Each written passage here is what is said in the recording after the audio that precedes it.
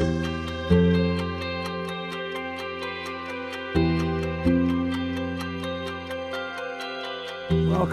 everyone. Thank you so much for joining today's discussion on rural connectivity. So much of what we see here on the show floor in Barcelona is really highlighting the advent of a next generation of technologies. But we also know that a lot of our fellow citizens are still living without any of the benefits of mobile broadband. The COVID-19 pandemic has highlighted really like never before the importance of connectivity. For the past 16 months, connectivity has shaped the way we live, work, and socialize. But it has also highlighted the gaps. How do we respond to this challenge to build a more inclusive world? And that's what this session will focus on, how to ensure that those living in rural areas are able to participate in the digital economy, in the digital society, and are not left behind. We know that today, 51% of the world's population is connected to mobile broadband, but that means almost half of the world is not and is digitally excluded. And there's two main categories we want to examine today. First, the coverage gap, those living in rural areas that are not covered by mobile broadband networks. And this represents about 8% of the population, or 500 million people. Second, the usage gap, those in rural areas who have access to broadband networks, but for a range of reasons are not using them. And this is a much larger number, 41% of the population, or 3.3 billion people. Now, we're fortunate today to be joined by a great panel of experts to give their insights and their perspectives on these issues.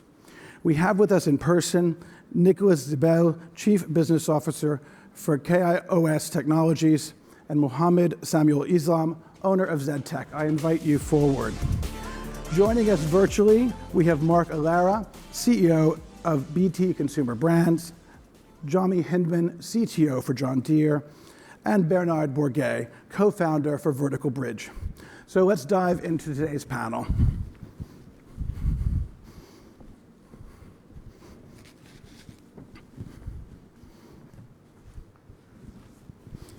Welcome to you both here, and thank you so much for joining us virtually as well. Thank you. There's so much we can cover. We could go on for days on this topic. So let's dive right in. And I would ask, just so we make the most of the session, if we can try to keep our responses to within 3 or 4 minutes each. And the first question, just to give a little advance notice, I want to direct to Samuel here, as well as Mark and Bernard. And it is to touch this first issue, the coverage gap. So the reality is that uncovered communities are predominantly in rural areas where deploying infrastructure can be twice as expensive, with revenues up to 10 times lower than in urban areas. So Samuel, let me start with you, since you're sitting here right next to me, and then we'll move on virtually. How can we address this challenge and expand coverage of broadband networks to rural communities, and importantly, in a way that's commercially sustainable? Thank you very much, John, and greetings from Bangladesh. There is no one way we can actually address this issue. So what we are doing in ZTech, that we are offering low-cost internet to rural areas of Bangladesh. And we are tackling these issues in 3 separate ways. One is lowering the network cost. 3 is our revenue model, and 1 is our community services. If we talk about like the networking topology that we are doing, we are inspired by GSM technology, and we are using like wired and Wi-Fi technology in a hybrid way, so that we can cover large area and lowering our cost.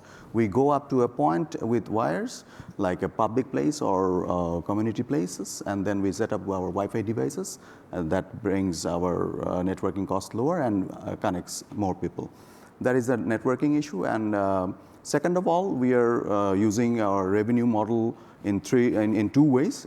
One is monthly subscription fees, and another is a pay-as-you-go model, where we are offering as low as 10 cents or less per day usage, unlimited usage for broadband.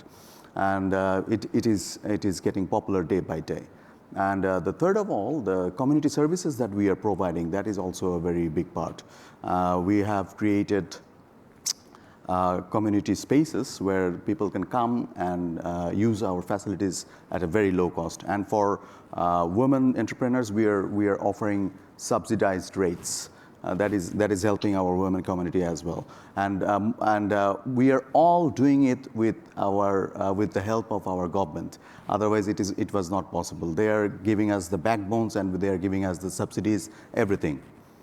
So yeah, this is how it is. We are doing for quite some time now, and it is working so far. Thank you.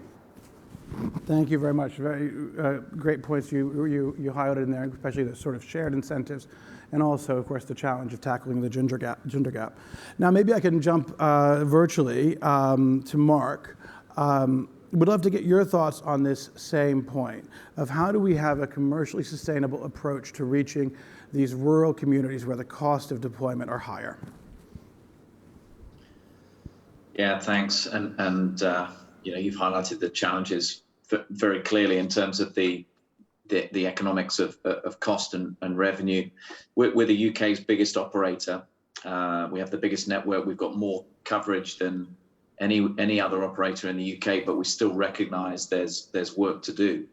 In the last year alone, we upgraded 300 sites and we built more than 160 sites, but there are still parts of the UK that are not yet connected. And I think the answer to the question is in the sense more optimistic. I'm much more optimistic now about the opportunities and the capabilities we have in the future, because I think the focus before was on one single solution of just more masts.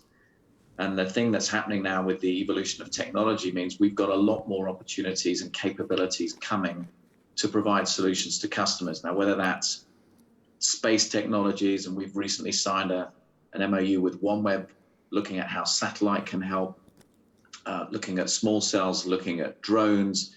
We've been looking at all kinds of new technologies, as well as rapid response vehicles, which we previously just used for emergency response situations, but also looking at how they can provide capability and coverage as well. So I think the positive news is there's a lot more capability and technologies and options to give customers more coverage that we're experimenting with, and some really good progress being made. But it is still a challenging area with the economic profile of rural coverage still being a challenging one, and that's where we need to work very closely with government and regulators, as well as commercial organisations, to find the right solutions for customers in those areas. Thank you so much. And now, Bernard, I think excellent discussion there about the way technology is actually giving us more choices now. Obviously, still challenges. Bernard, I'd love your perspectives on some of the points raised so far, and as well as your own perspectives. Sure. Good morning. Thanks for having me on. I appreciate it.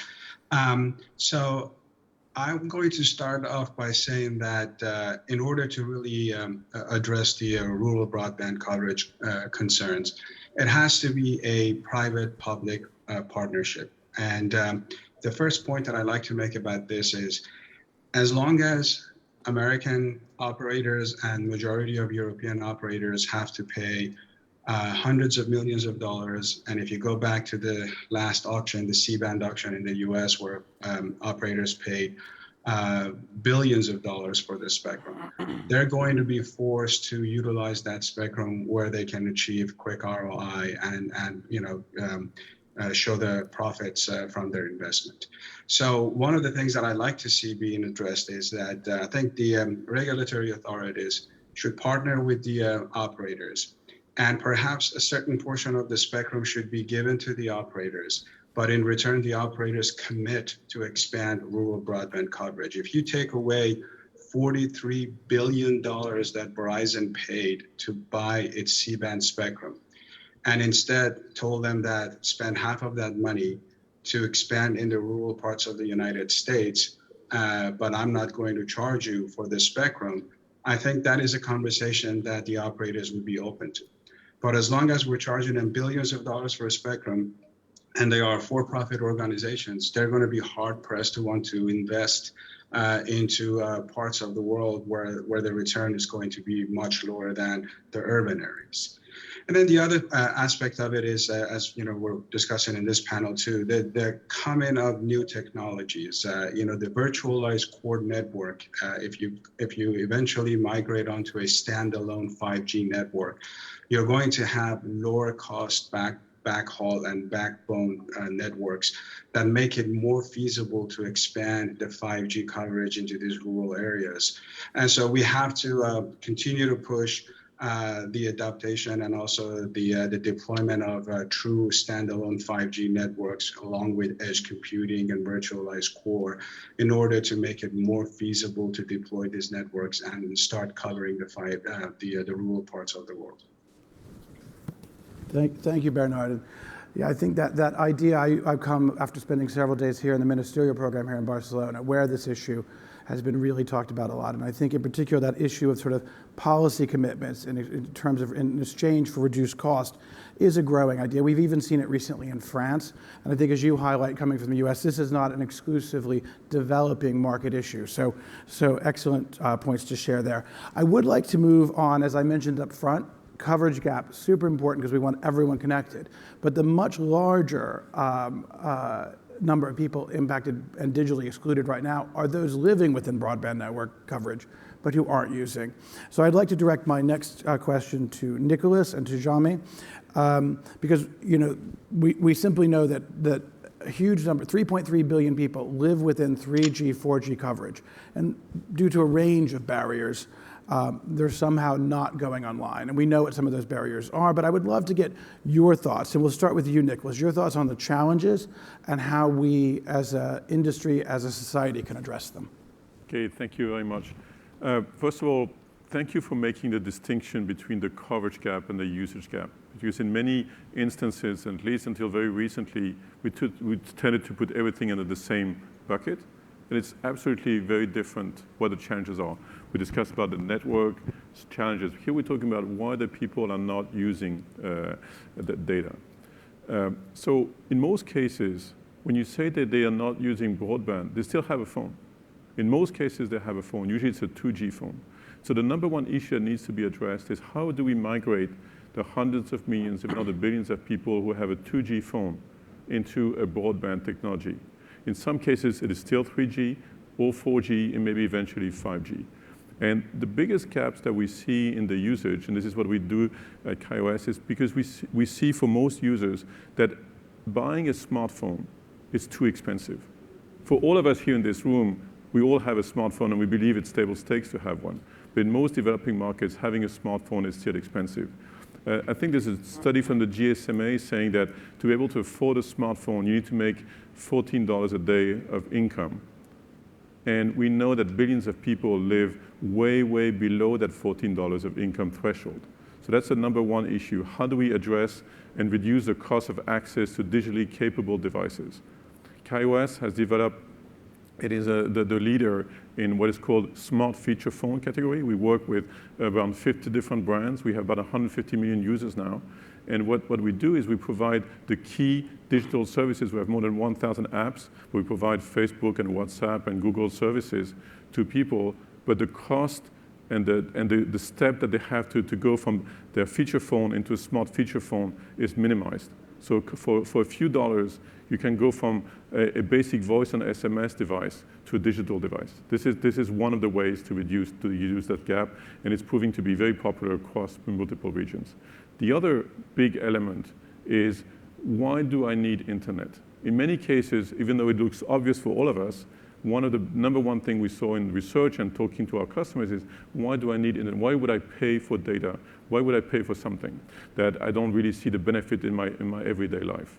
So there are two elements here. One is to make sure there is clarity on the cost of data, to make sure you can reduce the cost of data, or you can actually make sure that you can see how much it's going to cost you. And one of the initiatives of one of our partners, Reliance, has been to sell KaiOS devices, which is in India is called GeoPhone, with preset data for 1 year or for 2 years at a very affordable price. And then this gives visibility, and this enhances usage. And this is very, very critical. And the other element is to make sure that the content is both in the language that local people speak. Let's not forget that more than 95% of internet content in the world today is out of 10 languages. There's 7,000 languages in the world. So many people will not find the language that they want. So there's a second element which is very critical. So what we do is we work with content providers to make sure that the content that we provide is designed for the usage of people in the field. We do this at educational programs, with Vodacare in Nigeria, we do with Just Dig It in Tanzania for agricultural needs. So we can provide elements, very concrete examples where people can improve their lives with content that they need. Thank you. Thank you. You have some key barriers there. Too expensive, not enough relevant content in local language, some of the identified barriers. Jami, I'd love to pull you into this conversation to get your perspectives on tackling this usage gap, and what do you see as the main challenges from your point of view? Thanks, John. I appreciate the question. It's good to be here today. The first thing maybe that I'd point out is that we often think of coverage as this binary thing, and the reality is, I think, particularly in global agricultural applications, that it's not really a binary thing. You don't just have coverage or not have coverage. It's really a question of whether or not the coverage that you have supports the use case. Is it reliable? Does it have the bandwidth? Does it have the latency requirements in order to meet the use case? And in global agriculture, those requirements tend to be fairly significant because our devices, the tractors and the planters and things that are responsible for the agricultural process are effectively just large IoT devices today. They are sensor suites that are doing work, but are also creating data as they go in order to help make the agricultural process more effective, more efficient, so that we can continue to feed a growing world population on the same amount of arable land that we have. And I think it points out kind of an interesting opportunity for us to maybe reframe or rethink the problem. And that is that historically we've thought about data intensity as analogous to population density. And I think IoT, and in particular in agriculture, really gives us an opportunity to think about that differently, because the data intensity that I see in our industry isn't aligned with population density. It's actually aligned with agricultural density, the density of plants. We're treating each individual plant as its own entity, and we're tagging metadata to it that allows us to make that plant produce the best that it possibly can. And if you think about that from a data magnitude perspective across the globe, as a plant that's creating data as opposed to a person that's creating data, the opportunity space is billions and billions and billions of entities that are creating data, as opposed to the human population and the usages that we traditionally think of from a connectivity perspective. So I think it's important for us to think about the coupling between population density and data intensity, and really what the benefit of data in these rural locations can bring, not just to the rural location itself, but to society at large. In this case, global agricultural and food production. Thank you. I think that's a really interesting angle to bring into this, and one that we probably don't think about quite as much, is this issue of it isn't just about people in terms of the benefits people get. It is these devices and industry sectors with the proliferation of IoT devices, which we're seeing all over the floor. First, thank you for that input. And I think we're doing pretty well on time, so I'm going to try to throw in a few more questions before I do want to comment on a key question at the end. But Bernard up front had mentioned this issue of cost. And Samiul, you and I had a chance to talk a little bit earlier. And I would just like, you work in Bangladesh, you're in partnership with the government. Many of the challenges or in terms of the costs that go into deployment do sometimes relate to government policies, whether they be taxation, cost of rights of way, other things. How do you see the opportunity to better work with governments to address the challenge of coverage? Well, first of all, that I think that the outlook of policy making and right out everybody sees GSM technology as a money-making machine, but it is actually not nowadays. Every big companies are losing money, and we need to think about that as well, because one of the speaker told us that we need to think about the heavy taxation and the spectrum costs and everything. we need to actually go back to the drawing board and rethink the whole thing, because not only GSM is bringing us closer, and there are so many impacts they are providing nowadays. So we need to actually count those aspects in this regard. Otherwise, it will be very difficult to move forward. Thank you, thank you. And I think another point that was just raised a few moments ago was this issue of content cost, et cetera. But part of it is, of course, the ability to use in digital skills. And coming back again to government, I'd open this to anyone who wants to respond to this question, is whose responsibility is it to get people more versed and more competent in terms of being able to use technology and to build that sort of digital literacy?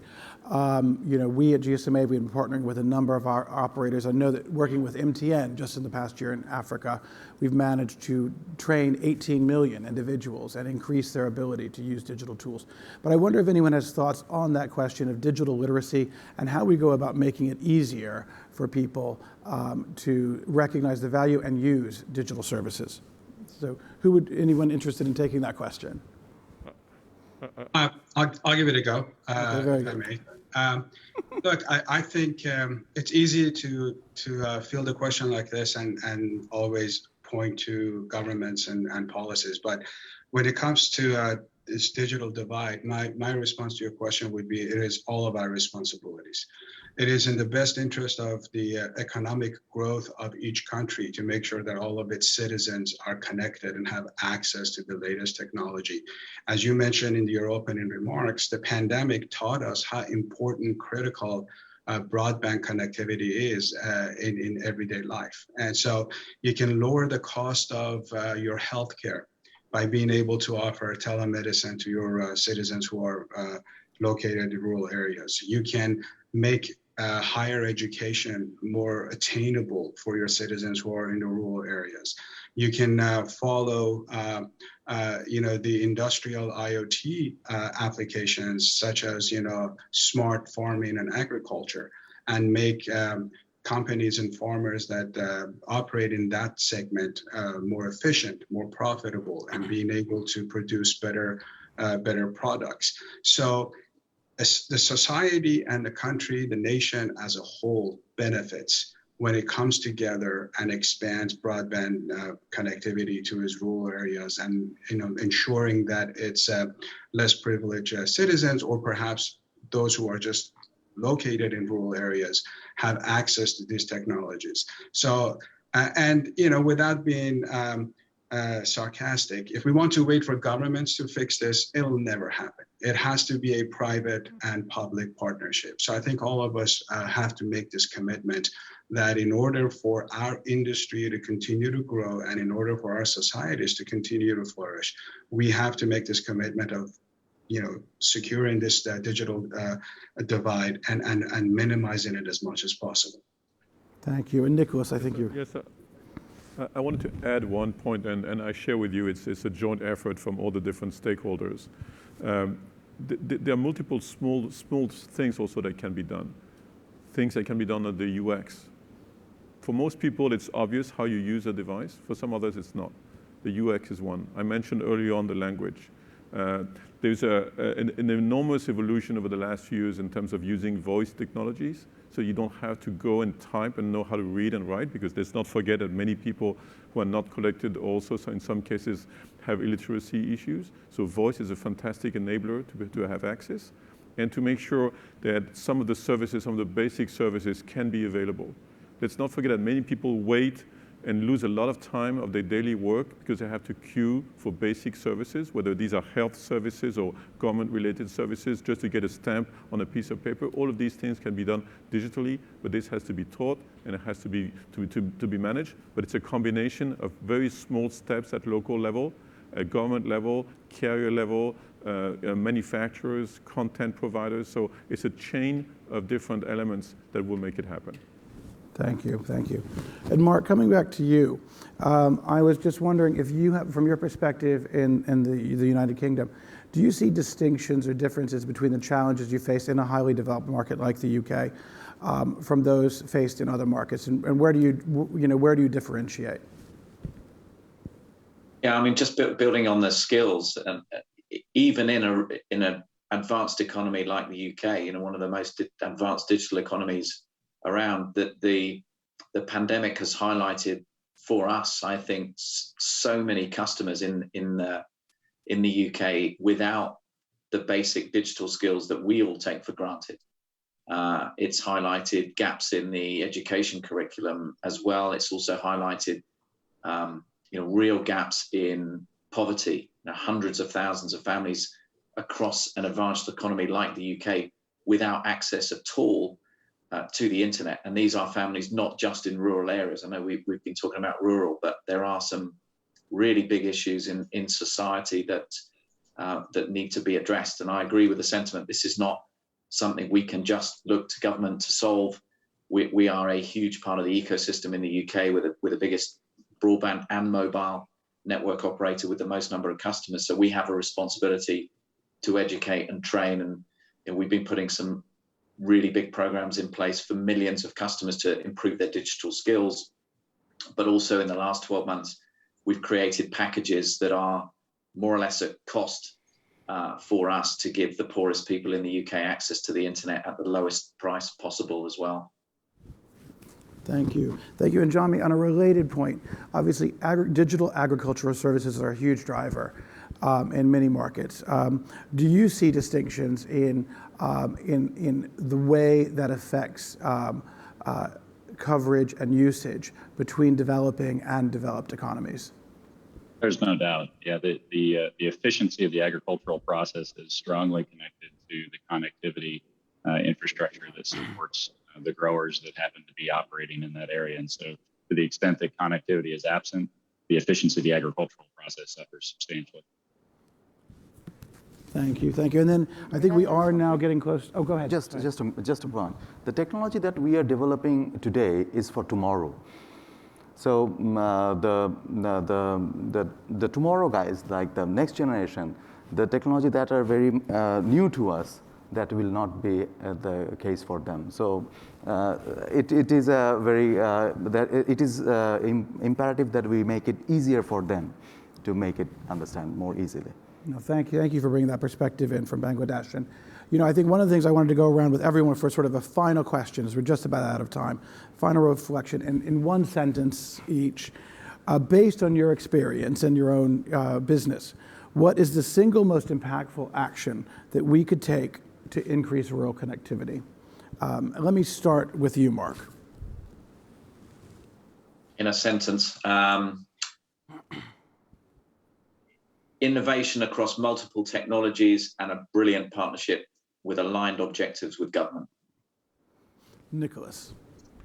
I would say make the step to digital devices more affordable. So make devices significantly more affordable than they are today. And Bernard. So I would say commitment. Just making sure that the companies in our sector, basically the private side, and the governments truly commit to making the connectivity to the rural broadband parts of the world a reality, rather than arguing over infrastructure bills and the taxation and policies that drag on for months and months, and sometimes even for administrations, but no results come out of it. So just let's commit to addressing this issue for once and for all. Right. And Samiul, one sentence. It's for me, it's finance and taxing. Lowering the tax would definitely help us, and financing also. Great. And Jami, final sentence. Continued advocacy for the customers that don't have a voice and don't have a platform like this in order to continue the conversation on this topic. Well, thank you all for joining us today. I think that this panel's perfected. Hopefully you've given a platform and a voice to those who can't speak, as you say, Jami, on some of these issues. A number of key points raised, I think, in terms of both addressing the usage gap, reducing cost, making sure we're focusing on shared incentives, making sure to factor in gaps within the community, whether it be gender or otherwise. And of course, the bigger area, usage. Key issues obviously are some of these things around the digital skills and making sure the right content and services are in place. And I think some important points raised today on thinking also about the innovations and IoT solutions that are out there that also need to be covered in order for people in all parts of the world to reap the benefits of mobile broadband. So again, thank you so much. I think that this challenge of, we're very pleased that we've passed we're at 51% covered and connected to mobile broadband, but that 49%, let's redouble our efforts and try to connect the world. Thank you so much. Thank you. Thank you for having us.